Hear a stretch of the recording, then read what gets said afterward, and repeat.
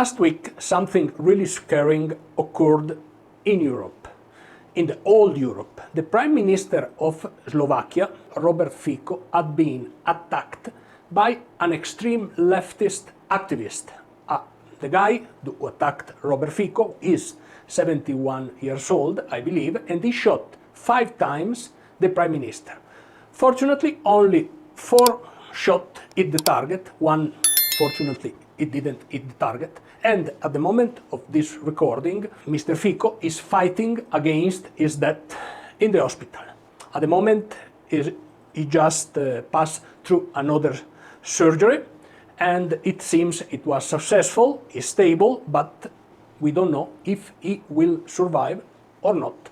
So, what's happening in Europe? That is what we have to ask to ourselves. Well, the first thing that we have to think about is Robert Fico's position. He was against the war between Russia and Ukraine.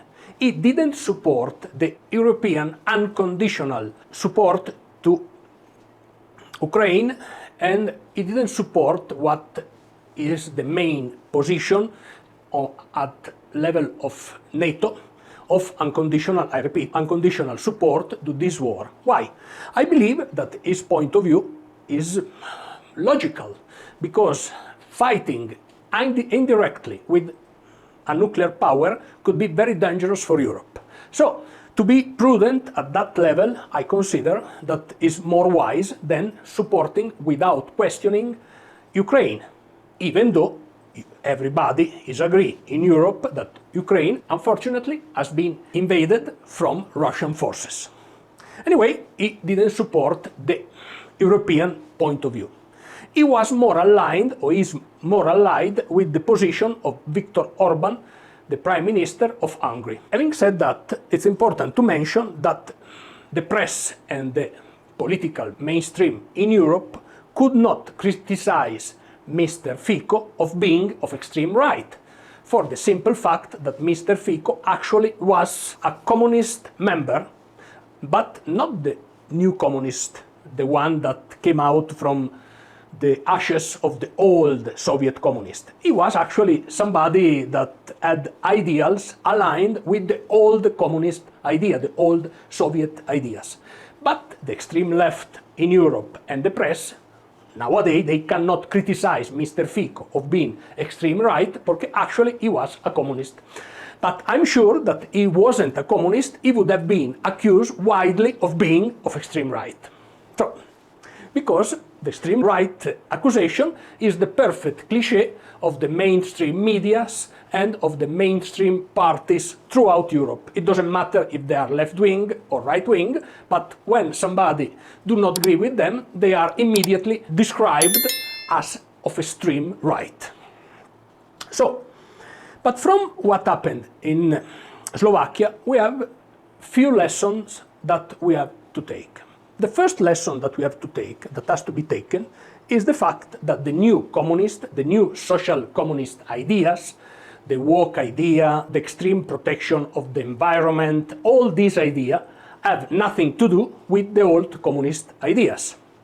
Actually, the old communist ideas were focused on the well-being of workers, of the working class. The new ideas are more focused on the well-being of the rich people, in order to make the rich people richer and in order to pay the increase of wealth of the rich and the richest people of the planet on the shoulders of the middle class and on the poor through and on the end of the poor through taxation. So definitely, even though in both cases we talk about leftist idea, they are at the opposite. The second aspect that it's important to take in consideration with what happened in Slovakia, and it's extremely important to understand it well, is the fact that this group, this extreme leftist group, are quite violent and quite aggressive. So we have seen that this guy that attacked Robert Fico, imagine a 71 years old guy that shot 5 times somebody that had to be blamed only of not having the same idea of the shooter. That's terrible. And if you had the opportunity to see some protests some march of the extreme left, the new extreme left group, might come to the same conclusion that I arrived, that the way they protest is scaring and sometimes is extremely aggressive and extremely violent. This is the second point, the second takeaway that we have to take from what happened in Slovakia. And the third one is just a doubt that I have. The mainstream media, most of the press all around the continent, most of the party that run the European Union, they are extremely fast in order to accuse somebody of being extreme right. But in fact, we see that this group of people are quite aggressive. And the doubt that I have, maybe it is, or they represent the extreme right. I mean, they say that they are leftist, but actually, wouldn't they be extreme right? At least in the action that they are taking.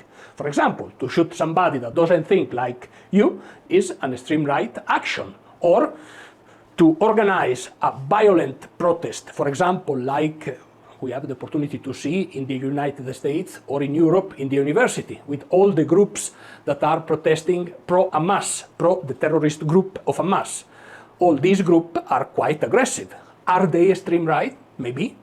So this is the doubt that I have. But what do you think in respect of that? What is your point of view? Let me know in the comment. And please subscribe to the channel, share this video with your friends, and turn on the ringing bell in order to see when I have a new publication, and I'm looking forward in my next presentation. Thank you.